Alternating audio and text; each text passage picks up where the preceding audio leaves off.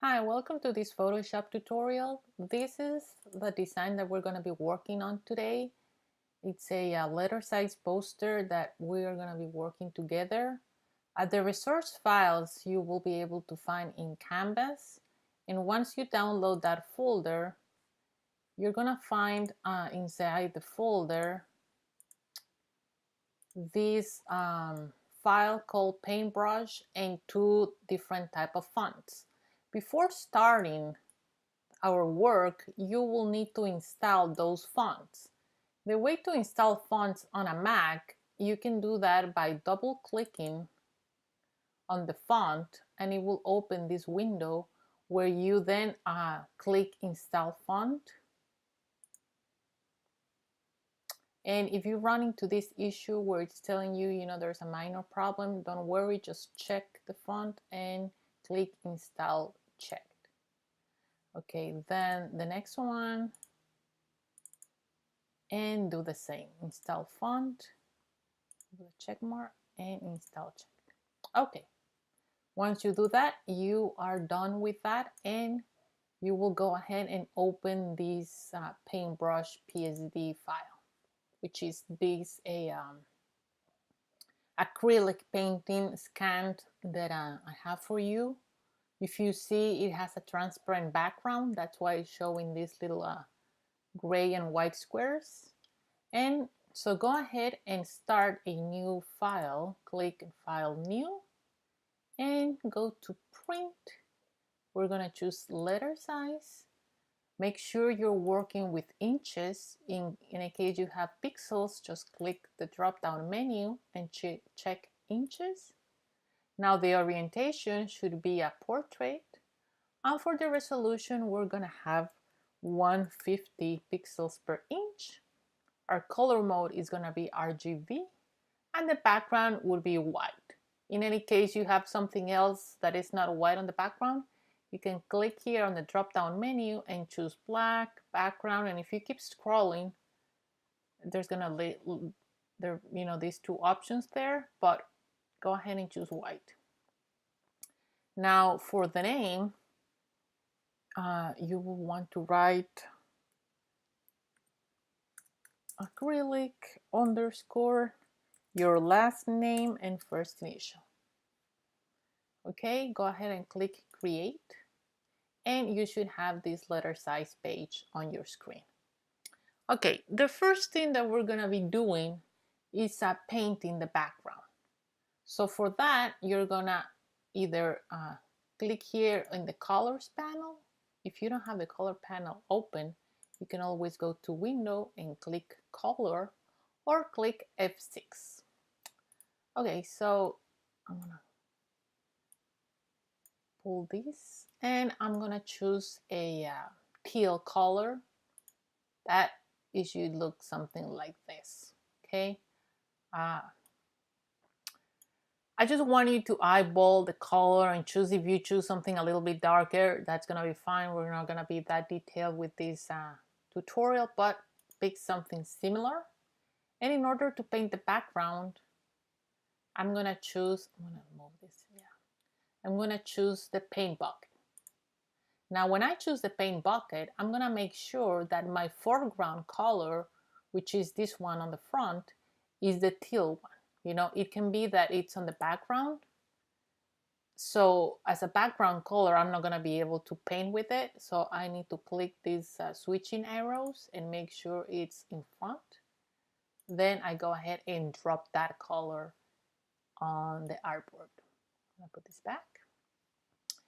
Okay, next step. I'm gonna create a new layer. And I'm gonna name my layer by double clicking on its name. I'm gonna name it texture.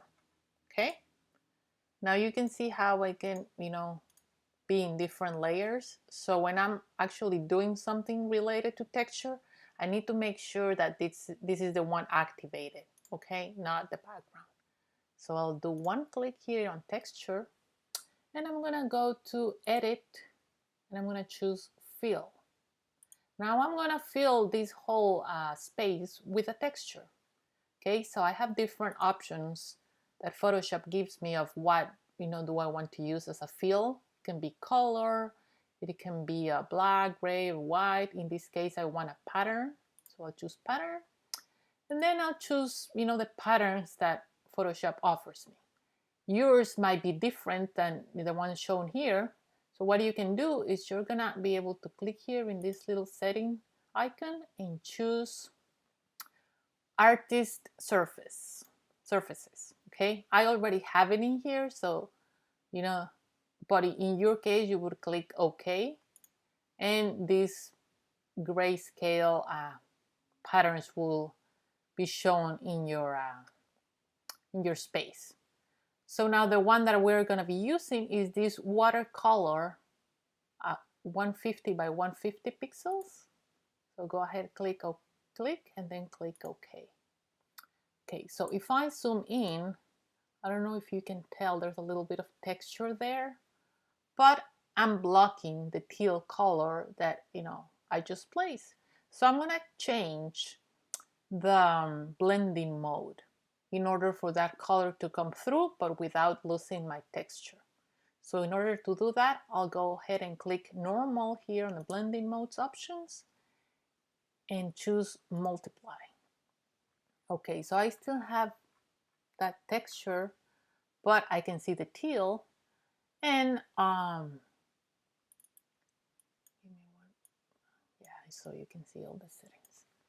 Now the opacity is the amount of transparency that texture is gonna have. In 100 it might be too high, so I'm gonna lower it. I'm gonna lower it all the way to 60%. Okay, if I zoom out by clicking on my zoom tool, I can click the option, and that will be for zooming out. If I want to zoom in, I just release the Alt option and click, but if I want to go again out, I click Alt. Okay, so the next step will be to bring that acrylic brush strokes that you just saw and that you just opened here, these ones. Okay, so in order to bring that file, you're gonna go to the file that you're working on, and you're gonna go to File and choose Place Embed. Again, you pick your Paintbrush PSD file and click OK. And I'm gonna go ahead and increase the size of this by placing my cursor on one of the corners and clicking Shift while I make it bigger. It's really important to click Shift so I constrain the proportions that it has. Now, if you can see how my cursor changes when I move it in the corner a little bit further away. Now it's for rotation, and again, I click Shift and rotate. Okay, I want the orange part of it here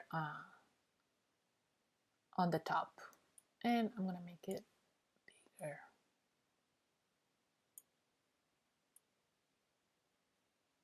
Okay, it's okay if you go past the artwork.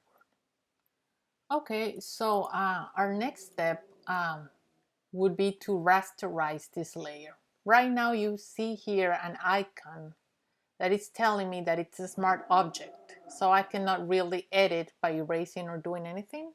So I need to rasterize it, and for that I will right click, and on my drop down menu I'll choose rasterize. Our next step will be to flip the brush strokes. So in order to do that, I'm gonna make sure I'm in the correct layer, Paintbrush, and then I'm gonna go to Edit, Transform, Flip Horizontal. Okay, and that's the one I want to have it.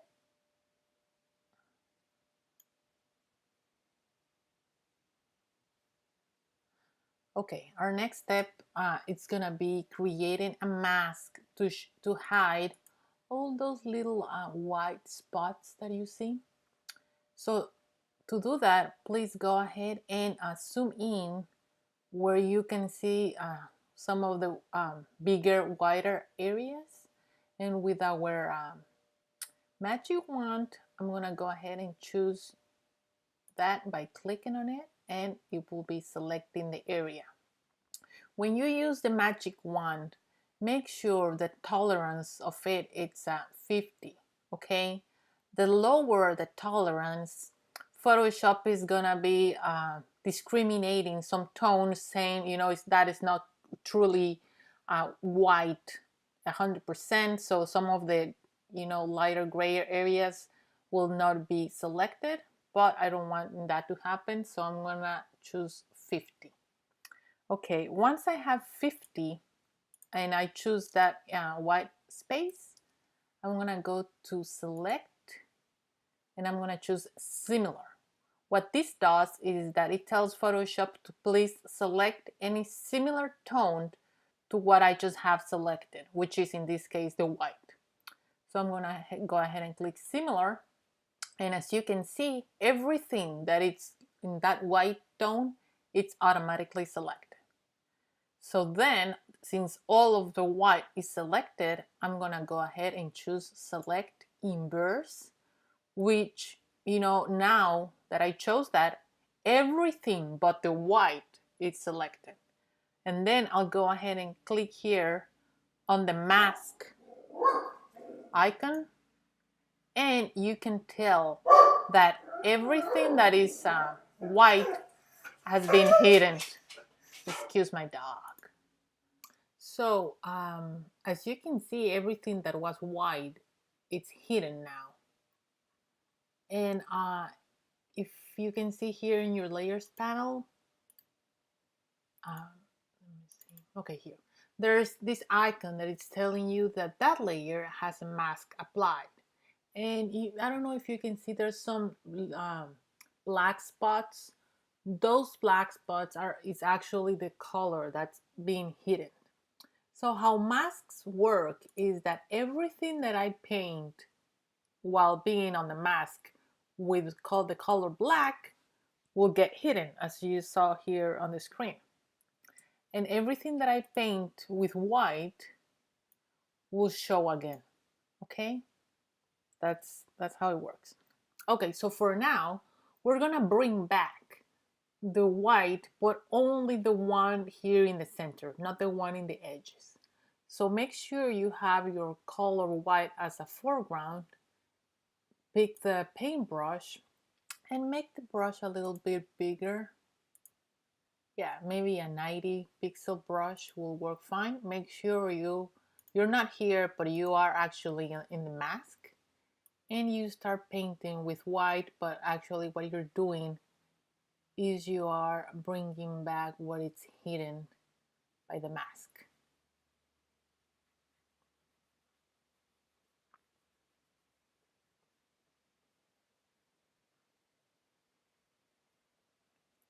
This is a better option when you have to get rid of stuff, but you don't want to erase it. So we just hide it using masks.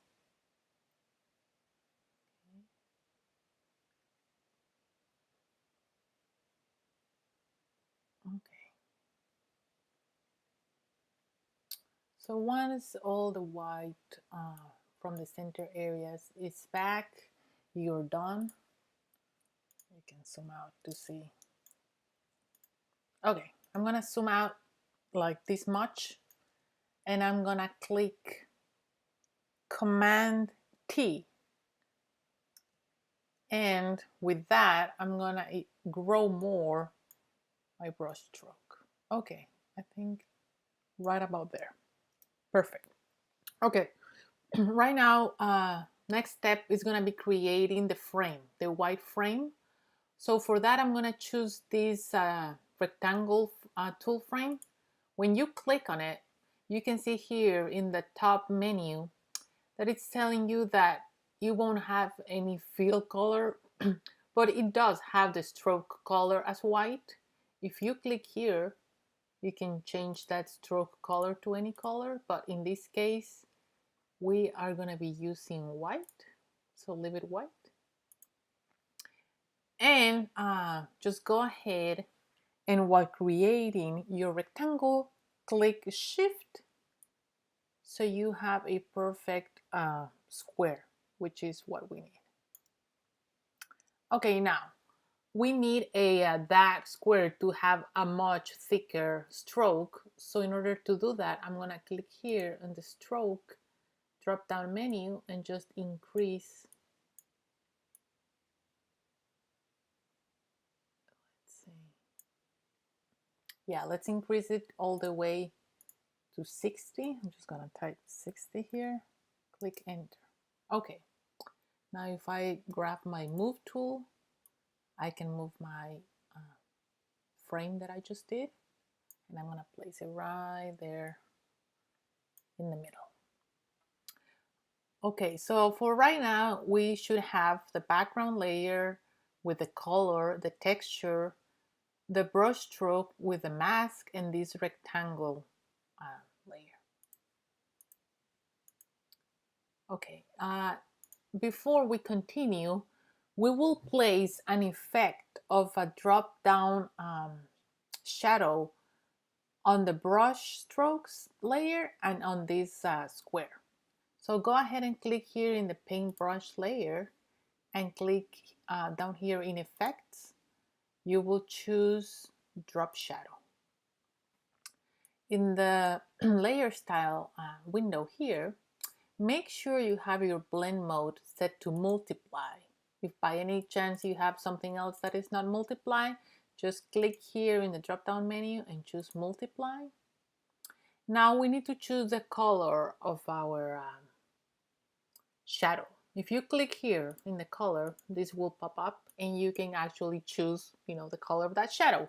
Usually people use, black as a shadow, but things, don't have a black shadow. They have a darker color of, the already color that, they have. So in this case, since the color is on the background, it's teal, I need to choose a very dark, teal color. So I'll go ahead and do that.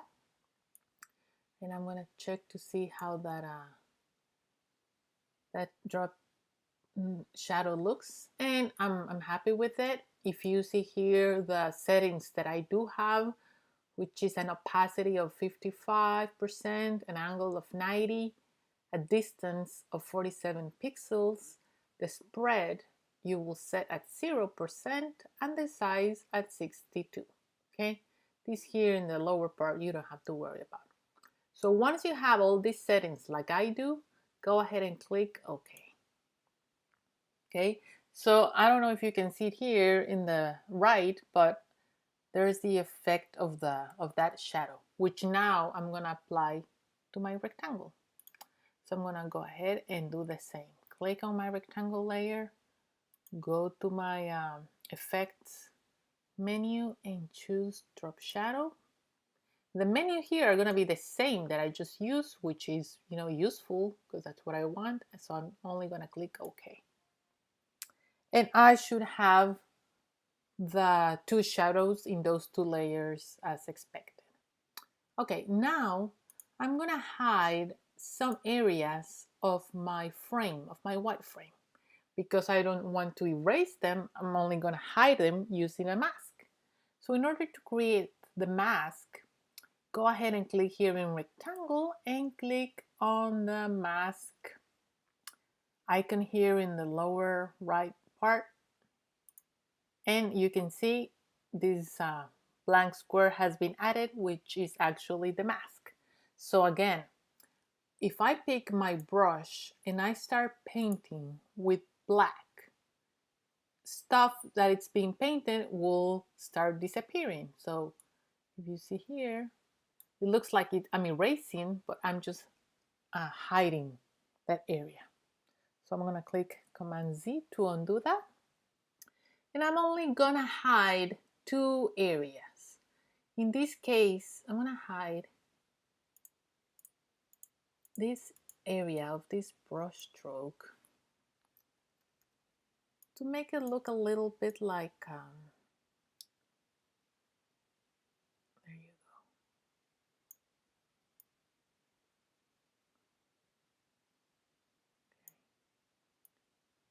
I don't like this edge, how it turned out. So I'm gonna go back with my white color and add back. So it looks a little bit, oh, by the way, I'm decreasing the size of my brush by using the brackets on my keyboard. So I'm gonna go ahead and click shift. Okay, I'm gonna zoom in and I'm gonna decrease the size of my brush. There you go. And the same here, I'm just gonna make it a little bit smoother, painting with white because, you know, I'm uncovering what I already covered a little bit ago. Okay, now I'm gonna go ahead and I'm gonna hide this part. Click again my brush, but now with black because I'm hiding stuff. So I'm gonna click shift just to get that straight cut. So in order to get that straight cut, you're gonna do one click and then click shift and do the second click.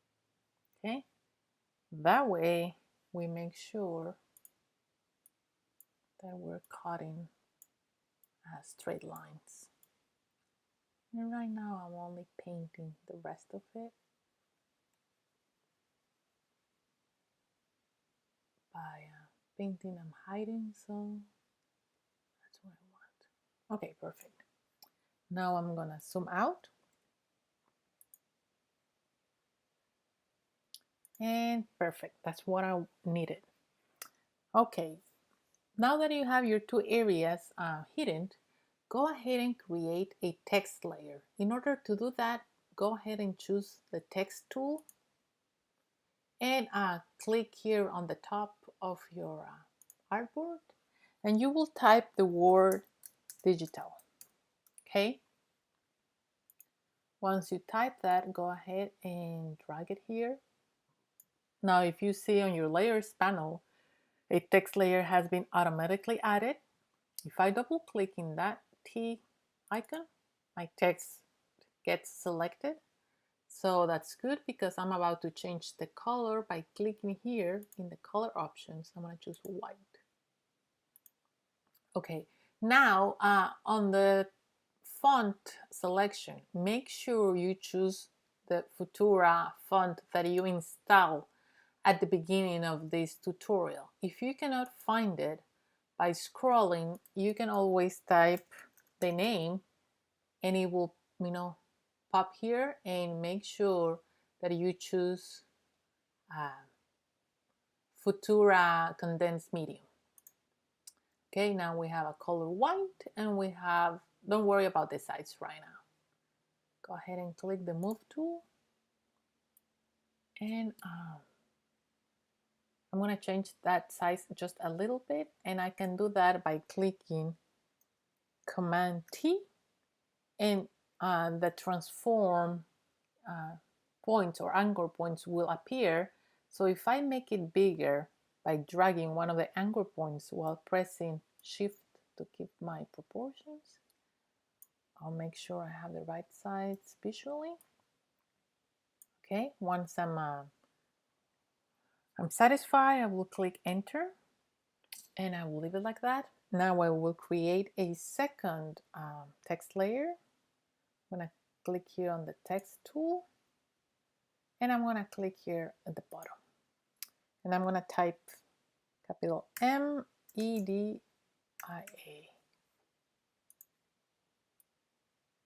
And here you go. And I'm going to double click on the T icon on the layer to select.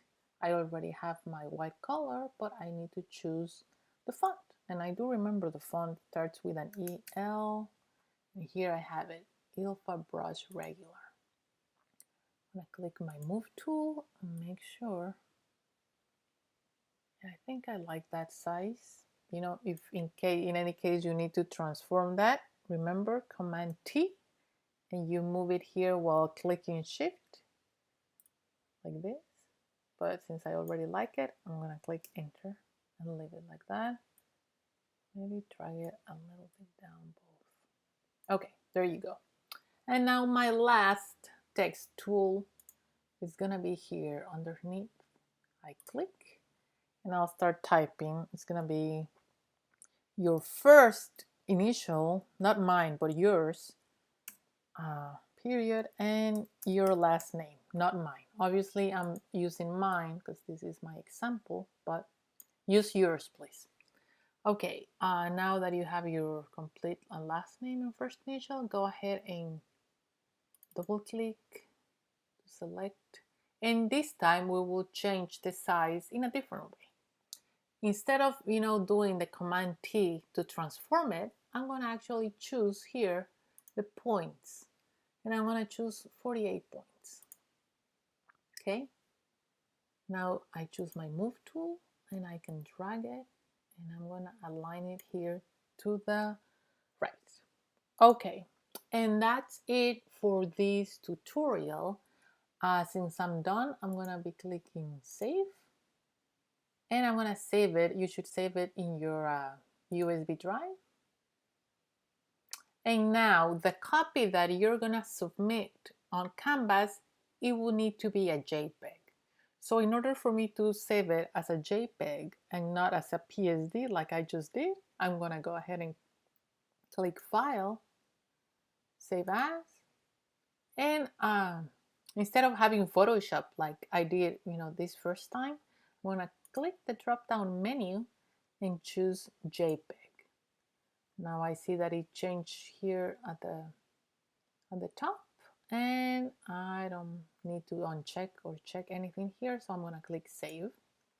And for the quality, I'm gonna have the large maximum, so make sure to drag this little setting all the way to the right so we have the best quality, and you click OK. Okay, so if you go back to that to your USB drive, you should have a PSD version, which is the actual Photoshop file, and the JPEG. Okay, if I open my JPEG, it's gonna be here like a flat image. And this, please, this file is the one that you submit on Canvas. Okay, if you have any questions, feel free to ask them during the class time. Thank you.